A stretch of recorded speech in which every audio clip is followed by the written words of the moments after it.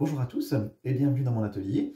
Alors on se retrouve aujourd'hui pour une petite recette où on va utiliser le vinaigre qu'on a réalisé ensemble pour pouvoir venir l'aromatiser. Donc si vous vous rappelez, dans les précédentes étapes de la recette, on avait réalisé notre vinaigre avec de l'eau, du sucre et des pommes. On a laissé fermenter 3 semaines, un mois en mélangeant régulièrement. Ensuite, on est venu filtrer notre vinaigre qu'on a laissé de nouveau fermenter plusieurs semaines dans un bocal avec un linge.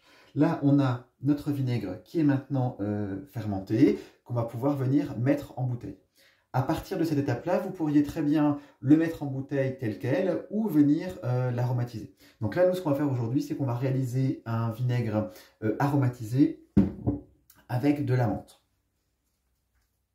Pour pouvoir réaliser notre vinaigre aromatisé, on va avoir besoin d'une bouteille. Donc là, c'est une bouteille recyclée que j'ai lavée à l'eau chaude et au savon. On va avoir besoin de notre vinaigre et on va avoir besoin ici de menthe. On pourrait très bien réaliser cette recette avec du romarin, avec du thym, on pourrait mettre des épices. Là, il faut vraiment laisser libre cours à votre imagination. Nous, on aime bien le faire à la menthe. Je trouve que ça se marie super bien dans toutes les salades d'été. Ça amène un petit côté vraiment frais, un petit côté peps à la vinaigrette ou aux sauces qui est vraiment hyper intéressant.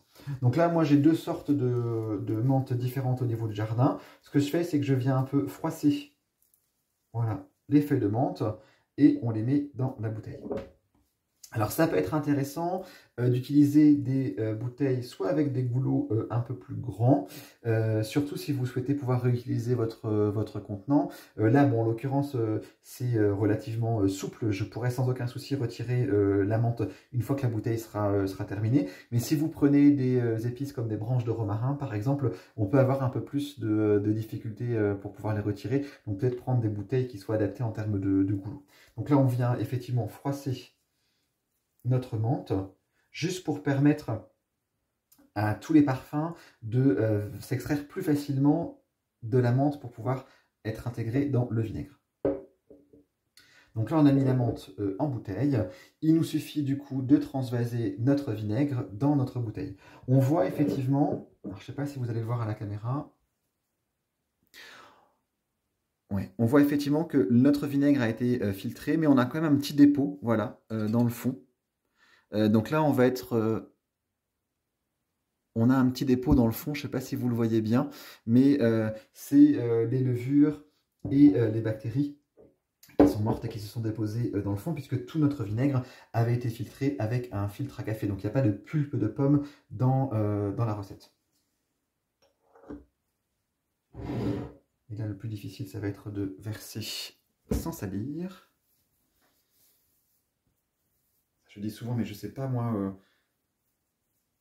comment faire pour cuisiner sans tout salir.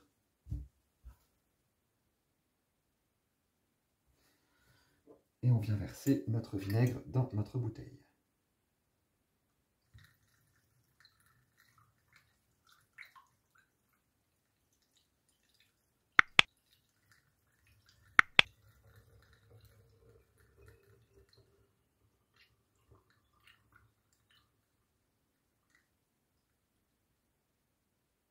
Voilà.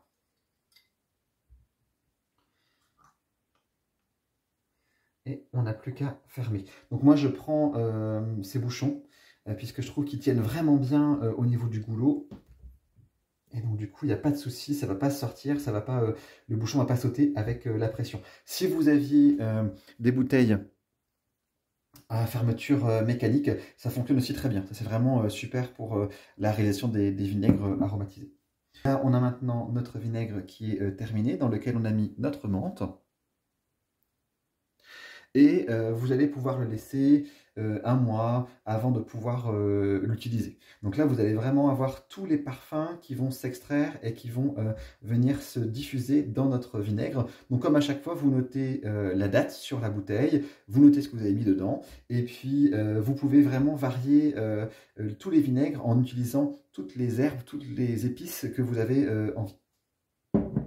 Et donc là, on voit bien effectivement, je pense qu'on voit... Là, on voit bien le dépôt qui était dans le fond. Donc là, on est sur les levures, les bactéries qui sont mortes et qui ont coulé dans le fond de notre vinaigre. Voilà, j'espère que cette petite vidéo sur la réalisation de vinaigre à la menthe vous aura plu. Ça sent déjà effectivement très fort la menthe juste de l'avoir écrasée, donc vraiment tout va se diffuser dans notre parfum. Si cette recette vous a plu, n'hésitez pas à mettre un petit pouce bleu, ça fait toujours plaisir. N'hésitez pas également à poser toutes les questions que vous avez en commentaire, je prendrai le temps d'y répondre. Et je vous dis à très bientôt pour une prochaine vidéo. Merci beaucoup, au revoir.